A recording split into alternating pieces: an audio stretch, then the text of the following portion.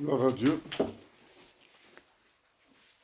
Alors nous sommes à la fin de notre séminaire sur la vie d'un groupe chrétien qui lui-même est la troisième partie d'une série sur l'Église pour préparer la venue du Seigneur et faire le travail d'évangélisation missionnaire qu'il faut avant cette venue. Donc cette série a commencé par la force de la communauté. Dans ce séminaire sur la force de la communauté, nous avons insisté sur le fait que nous étions les enfants de Dieu, une famille, et que nous sommes appelés à nous rassembler et à rassembler nos forces, même s'il le faut, physiquement, territorialement, pour pouvoir travailler pour le Seigneur, vivre la Bible. Voilà, c'est ça la force de la communauté. Donc, un appel à vivre en communauté. Et dans le deuxième séminaire, donc la deuxième partie de cette série sur l'Église, on a parlé de l'environnement chrétien. L'environnement chrétien, c'était pour dire, c'est vrai, nous sommes appelés à vivre en communauté, mais il faut comprendre que cette communauté n'est pas une communauté parfaite, composée de gens parfaits, sains. Dans cet environnement, il y a de tout. Et non seulement que ce n'est pas composé que des gens qui ne sont pas parfaits, mais il y a aussi des gens qui ne sont pas de l'Église, qui font partie de cet environnement-là. Donc on a bien assez expliqué les choses lors de ce séminaire, afin que ça ne soit pas un découragement pour nous de vivre en communauté, qu'on se dise qu'il y a cette réalité-là, nous sommes sur terre, mais l'Esprit Saint en nous peut nous faire vivre quand même en communauté. C'est l'Esprit Saint qui fait le travail. Et nous en sommes à la dernière partie de cette série, ce séminaire consacré à la vie d'un groupe chrétien, afin que, d'une manière concrète, on donne des conseils sur la vie en groupe, en communauté, en commençant par les petites communautés, les petits groupes. Voilà. Donc, et la première séance de ce séminaire sur la vie d'un groupe chrétien était consacrée à la prise de conscience du fait que nous sommes la famille de Dieu. Donc on a fait ce rappel-là, et aussi aux dispositions et aux attitudes globales pour pouvoir vivre cette communauté, ce groupe. Nous avions parlé, par exemple, du fait que le fruit de l'esprit était l'affaire la plus importante. Si on devait vivre en communauté, en groupe, ce ne sont pas les miracles qui vont le permettre, c'est le fruit de l'esprit, la patience, l'amour, la bonté, la douceur. C'est le fruit de l'esprit qui était l'élément principal, ainsi que les concessions et les sacrifices. Sans les concessions et les sacrifices des uns et des autres, on ne peut pas vivre un groupe chrétien. Et je peux vous dire que j'ai un certain âge, j'ai connu beaucoup de groupes chrétiens qui, à un moment donné, ont été brillants, mais qui se sont éteints. Parce que, à un moment donné, il ne suffit pas d'être tous chauds en disant on aime Jésus, on aime Jésus. Il faut faire des concessions, il faut faire des sacrifices, il faut chercher l'unité, il faut vivre ce qu'on va dire en deuxième séance, il faut vivre dans la simplicité. Et quand cela manque, les groupes ne tiennent pas, quoi qu'ils aient été brillants. Et on avait dit, par exemple, qu'il fallait déjà être dans l'esprit d'attendre que d'autres personnes se rajoutent et être dans des dispositions qui permettraient cela. Si on peut donner un résumé du premier séminaire, du premier jour, de la première séance, c'est dire qu'on doit être prêt à vivre ensemble et à attendre de nouveau-nés, de nouvelles personnes. Et cela passe par la prise de conscience que nous devons vivre une famille. la famille de Dieu. C'est ce que dit la Bible. Et la, le fait que c'est dans le fruit de l'esprit et les concessions et sacrifices qu'on atteindra cet objectif, et, tout en étant ouvert à l'extérieur. En deuxième séance, nous avons parlé des activités et des responsables. Nous avions expliqué que les activités courantes, c'est la parole occupe une place centrale concernant les activités courantes. Et on avait parlé de la parole simple et de la parole solide. La parole simple, c'est la parole qui édifie chacun d'entre nous pour l'amener en quelque sorte à vivre sa vie chrétienne d'une manière correcte. C'est Dieu qui te parle, qui parle à chacun.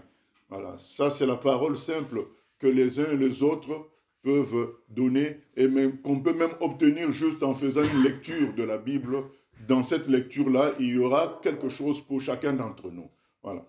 Et on avait dit que dans le groupe chrétien, on doit éviter dans cette parole simple des sujets clivants. Soyons simples, parlons de Jésus, parlons de son amour à la croix, parlons des choses qui concernent la paix que Dieu met en nous. Voilà, des choses qui construisent le chrétien dans sa vie quotidienne. Voilà. Et il y avait la parole solide qui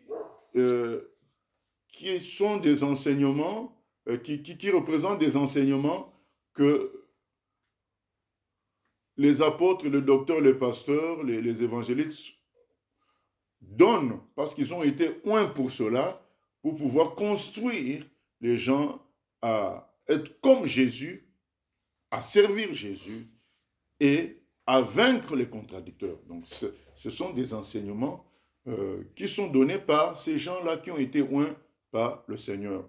Ce qui implique que un groupe chrétien devra avoir une connexion avec ces gens-là, ou bien les avoir en soi. Mais c'est important qu'il y ait une connexion avec un apôtre, un docteur, un pasteur, pour pouvoir recevoir des enseignements qui construisent le chrétien, qui le préparent au service et qui lui donnent aussi la base doctrinale claire qui lui permettra de refuter les mauvais enseignements et contradicteurs. Voilà. C'était ça côté parole. Ensuite, on a parlé des prières comme activité.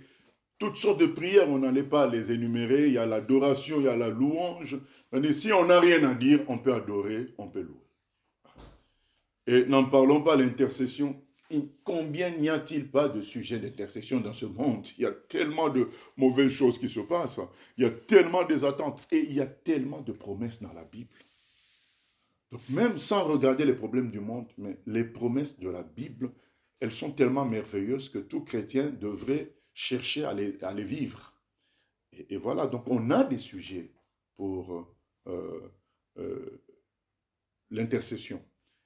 Et puis, nous avions parlé de la communion fraternelle. Tout ça, bon, a été étayé par des versets bibliques. Bon, on ne va pas les redonner. La communion fraternelle, c'est les activités qui nous réunissent en tant que famille. Par exemple, la plus simple, c'est lorsqu'on mange ensemble. Lorsque nous mangeons ensemble, c'est la communion fraternelle. Ce sont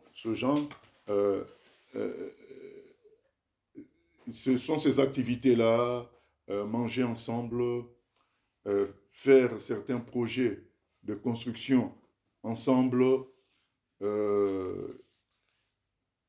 comment dire, avoir des visites à faire à d'autres ensemble. Nous avons plusieurs opportunités de vivre la communion fraternelle. Le Saint-Esprit nous conduira par rapport à cela. Et nous avions parlé aussi de la Sainte Seine, qui était le centre de notre foi, puisque la Sainte Seine nous rappelle la croix, l'œuvre de la croix et le retour du Seigneur. Tout est basé sur ça, sur l'œuvre de la croix et le retour du Seigneur.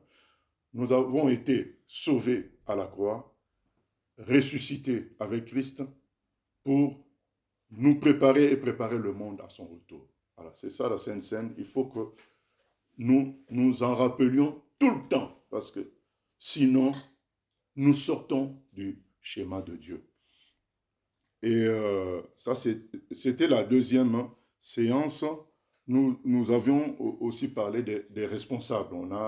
Nous avons dit qu'il y a les responsables naturels locaux, les anciens et les diacres.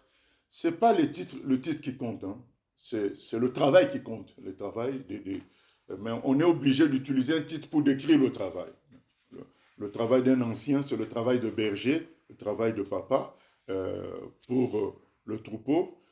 C'est lié à son bon témoignage, c'est lié à sa connaissance de la parole. Il n'est pas obligé de prêcher, mais il a une connaissance qui permet aux autres d'être édifiés, qui permet d'aider les autres, qui permet de réfuter les contradicteurs. Il a une patience qui lui permet de résoudre aussi les problèmes entre personnes. En fait, il joue le rôle d'un berger, d'un pasteur. Et il peut y en avoir beaucoup. Et il y a les diacres qui sont dans des rôles d'organisation et de logistique. On a donné l'exemple avec, nous avons donné l'exemple avec Étienne, les diacres qu'on voit dans Actes chapitre 6. Ensuite, il y a les responsables universels, apôtres, docteurs, pasteurs, qui sont appelés à veiller sur tout le corps du Christ dans le monde entier par relation d'autorité. Ce n'est pas un apôtre, un docteur ou un pasteur qui va s'imposer, mais c'est le groupe qui le reconnaît dans cette autorité-là sur lui. Et ces gens-là, ils apportent des enseignements qui cadrent le groupe, qui donnent un cadre pour le groupe, qui construisent les chrétiens et qui les préservent de mauvaises choses. Mais en même temps, ils pompent comme quelque chose dans le groupe en fonction du ministère de chacun. Ils aspergent quelque chose dans le groupe. Il y a le prophète, l'évangéliste, le docteur. Chacun va comme être un canal utilisé par Dieu, comme Paul dit à un moment donné, pour communiquer la puissance de Dieu dans une direction donnée. Un groupe peut être endormi par rapport à l'évangélisation et l'évangéliste va être utilisé pour réveiller le groupe par rapport à ça. Le prophète va être utilisé pour amener le groupe à s'attacher aux vérités basiques concernant la sainteté, concernant le retour du Seigneur. L'apôtre va donner la vision générale du Seigneur qui est d'aller faire de toutes les nations des disciples et il va construire le groupe sur de bases doctrinales simples mais efficaces pour permettre la construction de la suite. Et le docteur va rendre les choses compliquées, accessibles à tous. Et le pasteur va s'occuper des problèmes de problèmes entre humains, entre frères et sœurs, et les problèmes qu'ils peuvent rencontrer ailleurs. Voilà. Nous connaissons beaucoup plus le rôle de pasteur, mais nous avons cité les autres rôles également. Il faut que le groupe ait une connexion avec ces gens-là, sinon c'est un groupe qui va pas aller loin. Vous savez, nous faisons face à des ennemis organisés. Le camp des ténèbres est organisé avec des principautés, des dominations. Voilà. C'est organisé et ces gens-là, quand ils arrivent quelque part, ils cherchent l'ennemi au même niveau qu'eux. S'ils n'en trouvent pas, eh ben, ils savent comment ils vont déranger, détruire le groupe. Et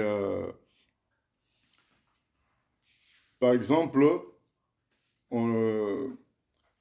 quand Paul s'en allait, qu'est-ce qu'il a dit? dans Actes des Apôtres au chapitre 20, il disait que je m'en vais, je m'en vais et je sais qu'à mon départ s'introduiront des loups.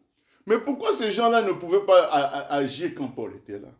Parce que Paul avait une autorité pour s'opposer à eux. Il ne pouvait pas tenir. Donc, il devait attendre que Paul s'en aille pour commencer à travailler. Mais donc, Paul a donné des conseils aux anciens qui restaient, aux anciens d'Éphèse, pour leur dire, moi je m'en vais, mais je sais qu'à mon départ, ces forces-là vont s'introduire.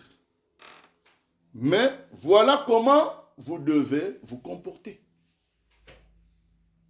Donc, même si Paul s'en allait, il restait quand même dans une forme de connexion spirituelle avec eux par les conseils qu'il leur a donnés. Et Dieu n'abandonne pas le groupe pour autant puisque Paul s'en va. Dieu allait susciter peut-être un autre apôtre pour passer, pour tenir le groupe sous son autorité pendant un certain temps. Mais toutefois, déjà les conseils donnés par Paul étaient une barrière pour éviter de gros dégâts. Mais on comprend par là que ces forces-là, ces gens de ténèbres, puisque c'est des humains, d'accord, mais c'est des humains utilisés par des gens, des esprits de ténèbres, ne pouvaient pas vraiment agir tant que Paul était là, parce qu'il avait l'autorité pour les contrer. C'est comme ça que fonctionne aussi l'Église du Seigneur. Ça fonctionne par autorité. Il ne faut pas s'improviser dans les choses, parce que si Dieu ne t'a pas oint par rapport à un certain niveau de combat, ça peut mal se terminer.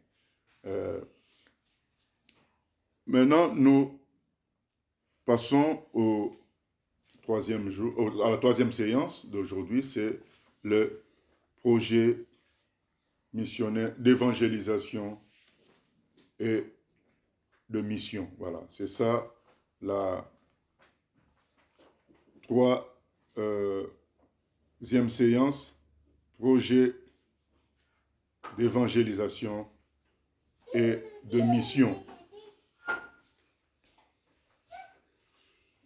Un groupe, comme on a vu hier en deuxième séance, a une vie qui se montre par ses activités. Mais attention, la routine peut venir. La routine vient lorsque on insiste trop sur le côté famille et l'on oublie le côté armée, le côté instrument du Seigneur pour Matthieu 28, 18 à 20. Nous allons lire Matthieu 28, 18 à 20. N'oublions pas ces choses qui sont dites par le Seigneur avant qu'il s'en aille. Ce sont les choses les plus importantes. Matthieu 28, 18 à 20. Matthieu 28, 18 à 20. Beaucoup de groupes sont tombés dans une logique de famille et leurs rencontres sont devenues des rencontres entre amis, entre gens habitués à se voir, et ils ont perdu ces groupes-là, l'onction, la puissance, la gloire de Dieu pour aller de l'avant. Et donc nous lisons dans Matthieu 28, 18 à 20, « Jésus s'étant approché leur parla ainsi, « Tout pouvoir m'a été donné dans le ciel et sur la terre. Allez, faites de toutes les nations des disciples, les baptisant au nom du Père, du Fils et du Saint-Esprit, et enseignez-leur à observer tout ce que je vous ai prescrit. Et voici, je suis avec vous tous les jours jusqu'à la fin du monde. » Voilà. Allez, faites de toutes les nations des disciples. Et il faut toucher toutes les nations. Il y a un objectif qui justifie que Dieu nous laisse ici sur terre. L'objectif, c'est de faire d'aller sauver le monde entier et de travailler les personnes à être des disciples du Seigneur. Quand on néglige ça, quand on oublie ça, qu'est-ce qui se passe? La routine s'installe. Les gens vivent dans un esprit purement amical, fraternel, mais fraternel charnel. Parce que ils se connaissent depuis un moment, ils s'aiment bien. C'est devenu une rencontre, des rencontres, ça devient des rencontres amicales. Il faut qu'on se replace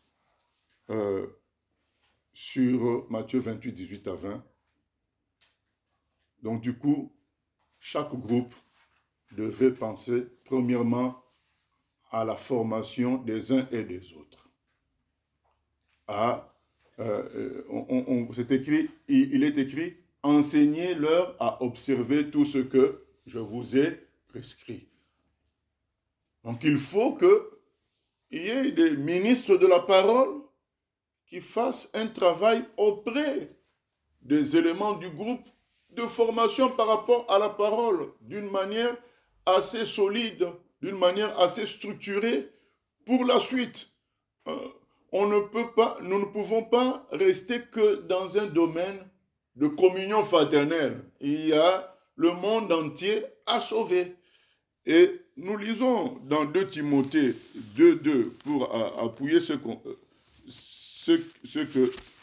nous avons dit. 2 Timothée 2.2.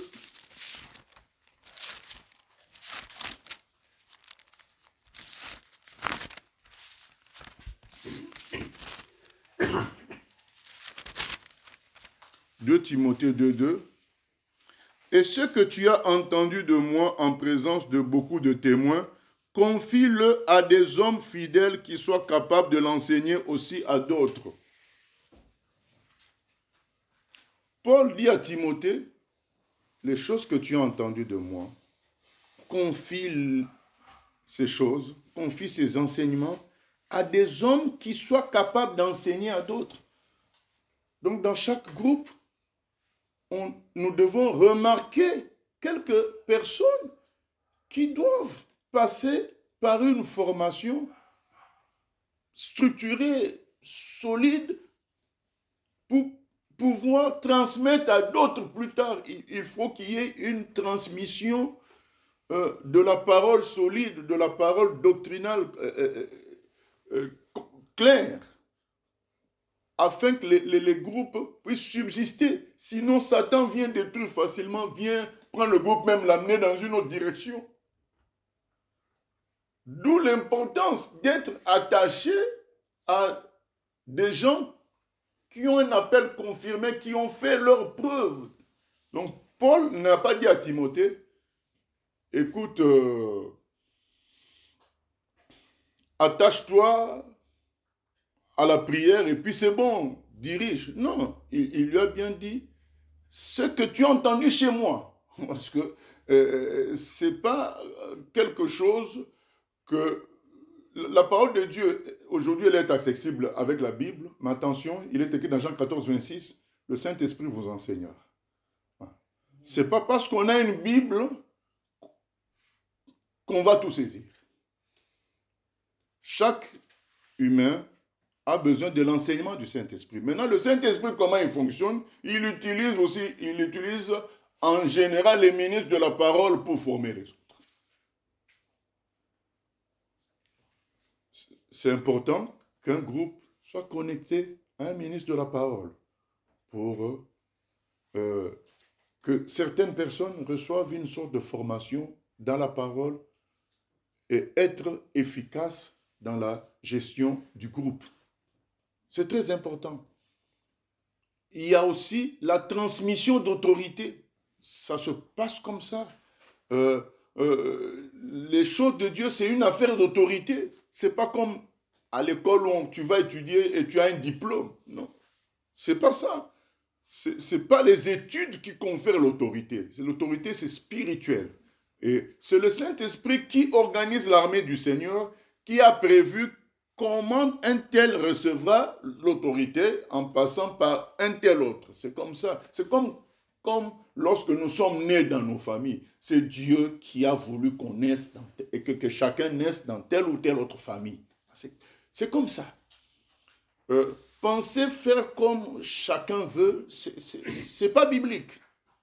Il dit clairement à Timothée, ce que tu as entendu chez moi. Il n'a pas dit ce que tu liras dans l'Ancien Testament. Non, ce que tu as entendu chez moi. Comment moi j'ai fait les choses.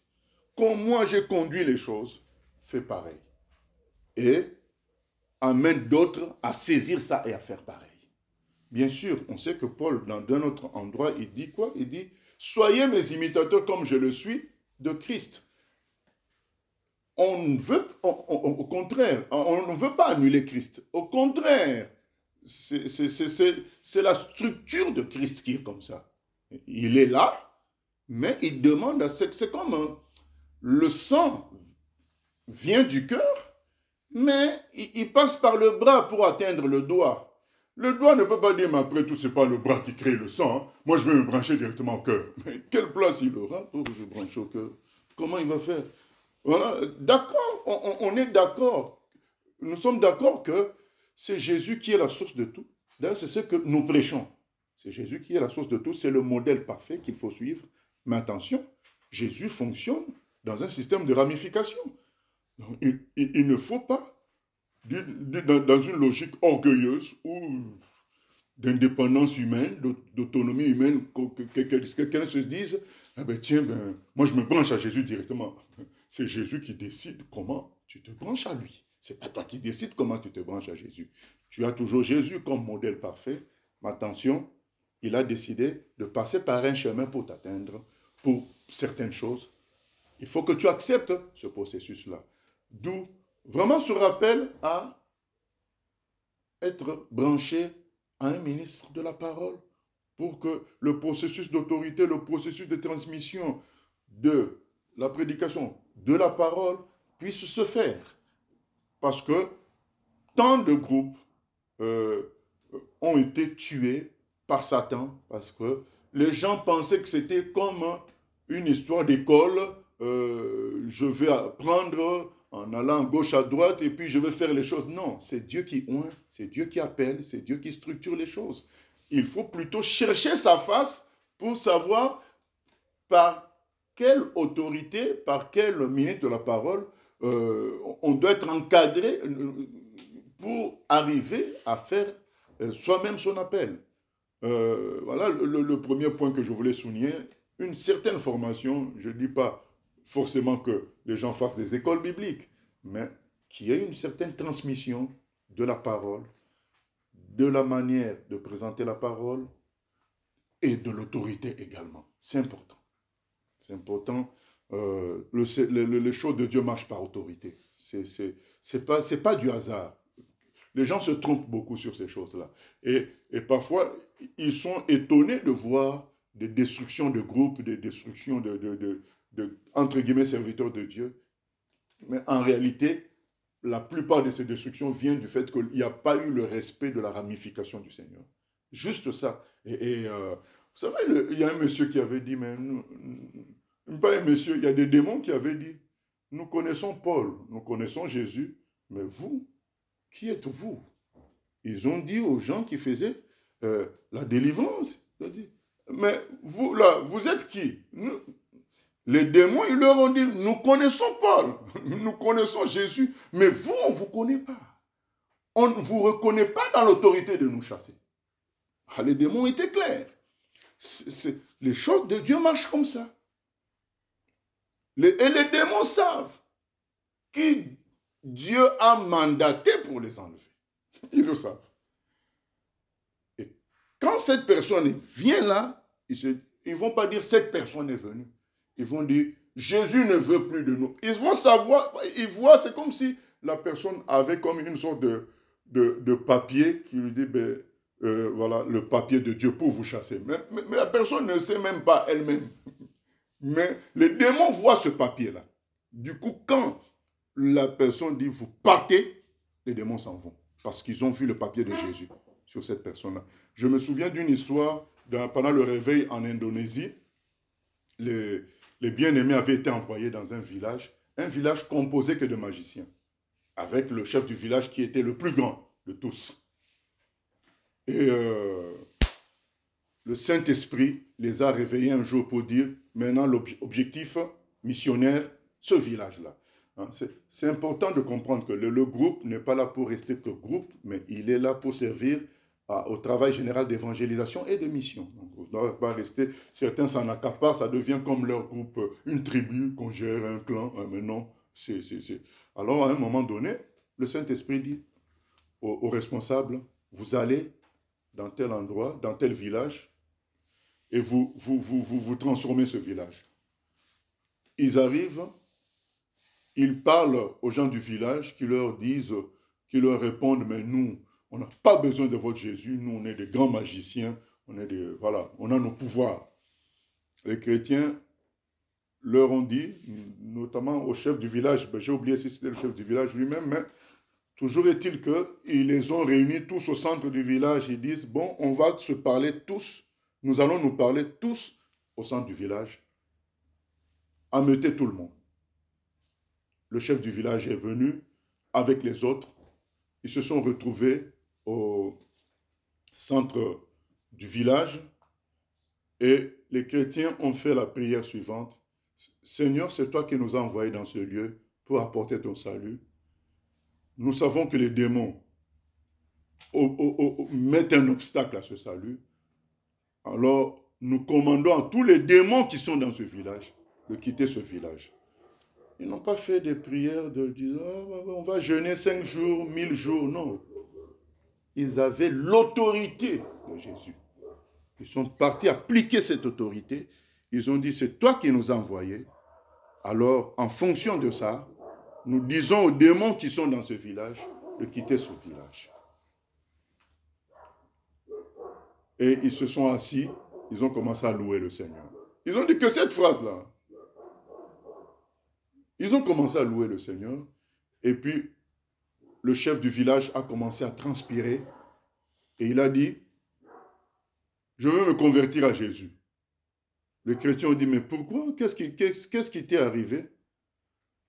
Il a dit à tous les villageois qui étaient là, lorsque ces gens ont dit que tous les démons qui sont dans ce village s'en aillent, je les ai entendus dire, Jésus ne veut plus de nous ici, allons-nous-en. Ils sont partis. Vous voyez, l'autorité vient de qui? De Jésus. C'est Jésus à qui les démons obéissent en réalité.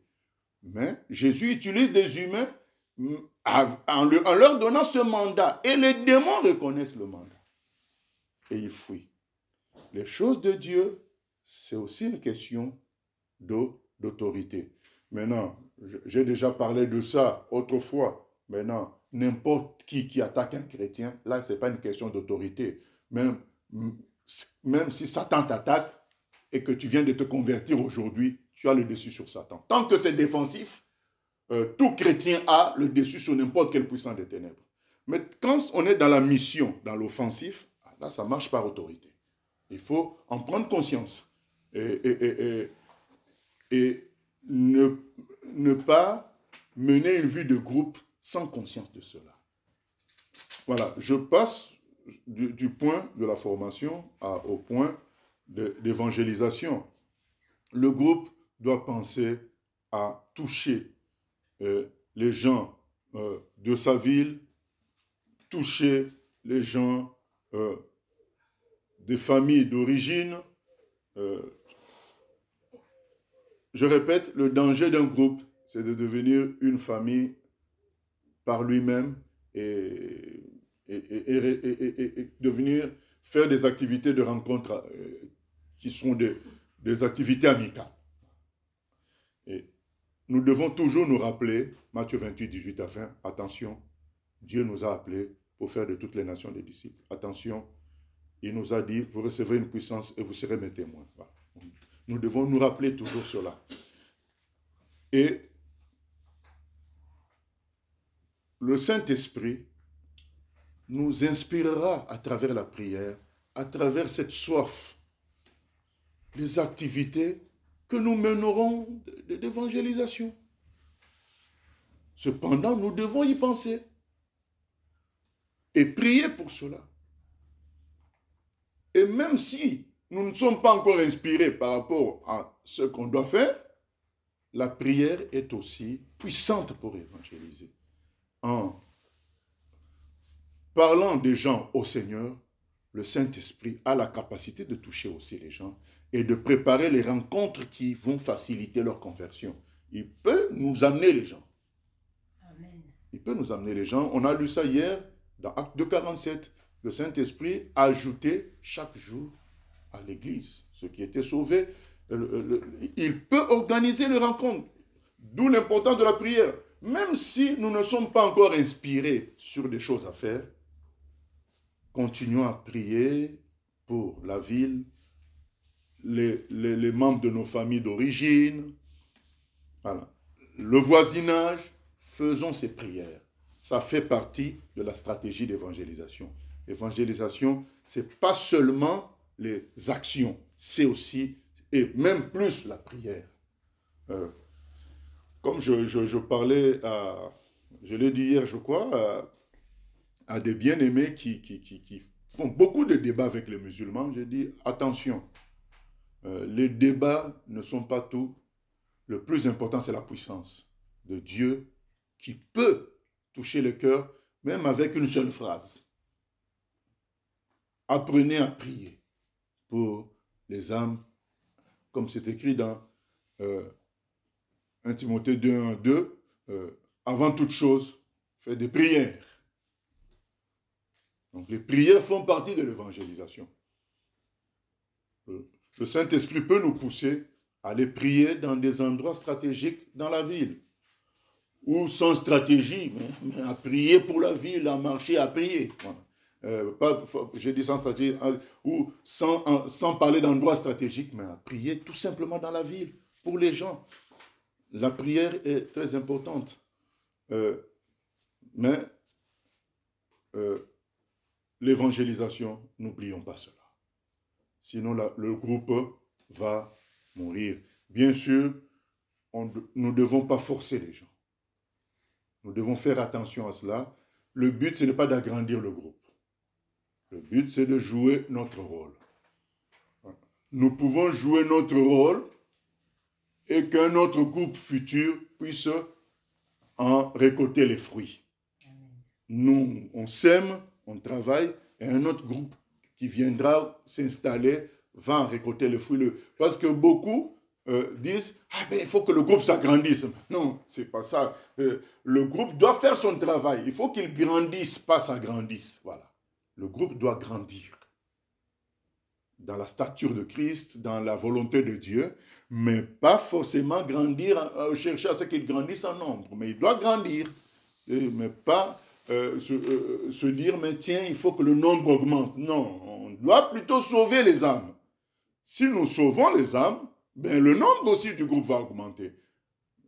Parce que nous pouvons parfois être pas prêts à recevoir d'autres personnes. Et Dieu voit ça, mais est-ce que ça doit nous arrêter pour le travail d'évangélisation? Non. Nous faisons toujours le travail d'évangélisation. Le jour où Dieu trouvera que nous sommes prêts à recevoir de nouvelles personnes, il nous les enverra. Et si nous ne sommes pas prêts, nos prières et nos actes d'affichage, parce qu'il y a plusieurs activités qu'on peut faire, afficher, faire des affiches, distribuer des tracts, chanter, il y a plusieurs activités d'évangélisation qu'on peut mener. Lorsque le Seigneur juge nous sommes prêts à recevoir des personnes, il va nous les envoyer.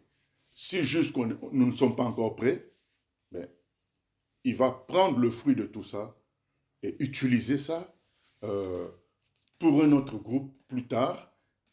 Dans tous les cas, nous serons participants à cela. Le jour des récompenses au ciel, nous aurons notre part. Nous ne devons pas nous arrêter parce que nous avons l'impression que le groupe ne grandit pas en nombre. En réalité, le groupe grandit toujours spirituellement, même s'il ne grandit pas en nombre. Mais on ne voit pas toujours cela.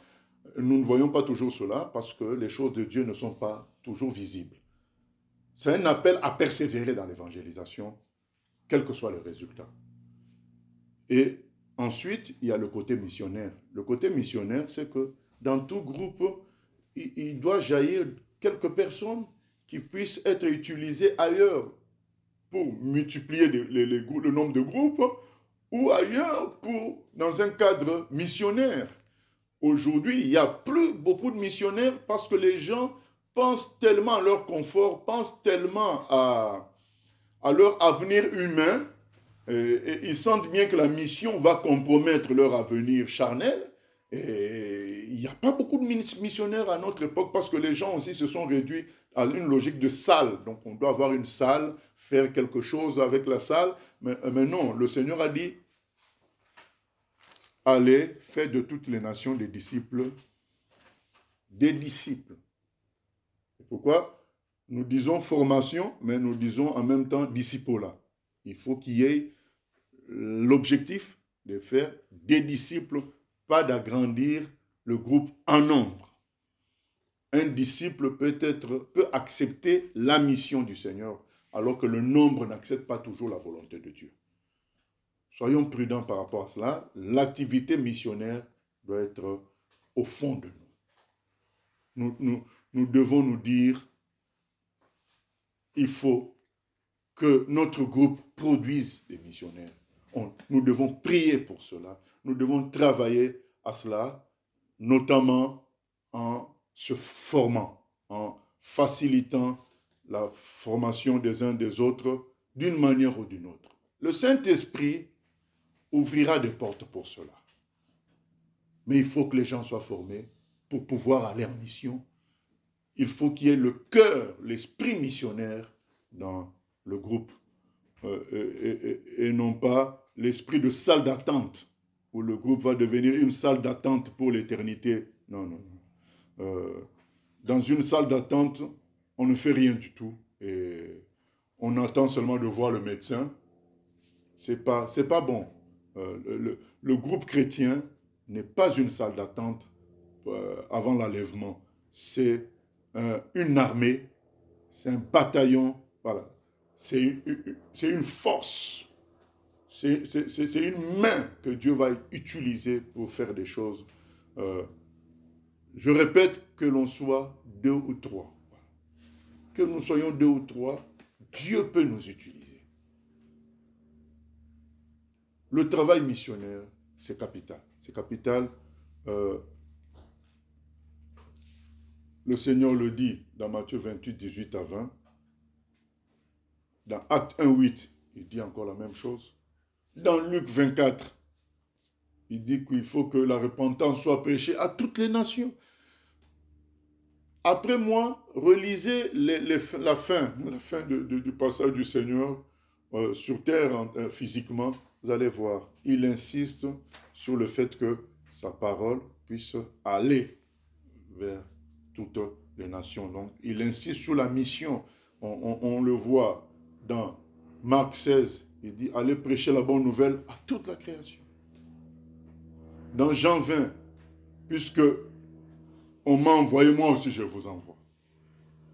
Dans Matthieu 28, allez faire de toutes les nations des disciples.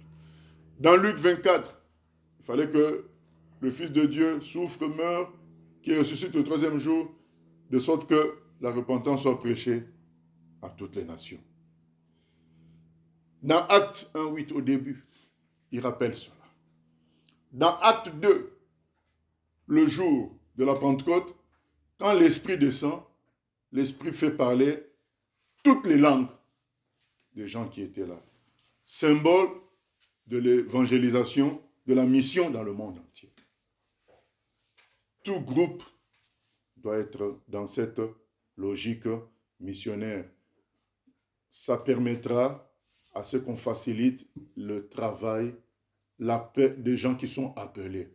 Parce que quelqu'un dans un groupe peut dire, je sens que Dieu m'appelle pour l'Ukraine. Il y a des frères qui vont l'appeler à côté. Attends, tu ne vois pas ce qui se passe là-bas? Mais est-ce que c'est comme ça qu'il faut faire? Non. Parce que Dieu, c'est lui qui appelle. Si le groupe a un esprit missionnaire, quand quelqu'un va dire, je sens que Dieu m'appelle pour l'Ukraine, on va tout simplement lui dire, nous allons prier et que la volonté de Dieu soit faite. Mais dans les groupes d'aujourd'hui, quelqu'un va t'appeler à côté pour dire, écoute, sois réaliste, quoi. C'est pourquoi il faut la connexion avec les gens qui ont des appels confirmés pour recevoir, pour l'impact, le feu missionnaire, le feu d'évangélisation. C'est très important parce que si le groupe n'a pas cette connexion-là, les appels des gens du groupe seront étouffés. Dieu fait ce qu'il veut et on saisit ça qu'on est dans le même esprit que lui. Mais quand on s'est éloigné de la vision divine, nous ne pouvons plus saisir ses intentions. Ce n'est pas bon. Le groupe doit s'attacher à la mission et le Saint-Esprit conduira les choses.